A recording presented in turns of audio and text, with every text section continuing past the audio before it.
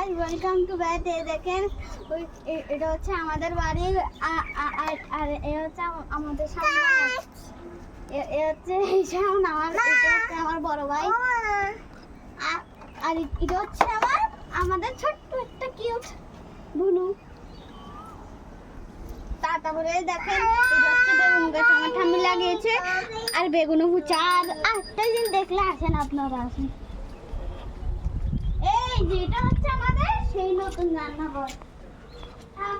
এখানে বানাইছি চুলা, দেখছেন চুলা, আর একটা রুম আছে।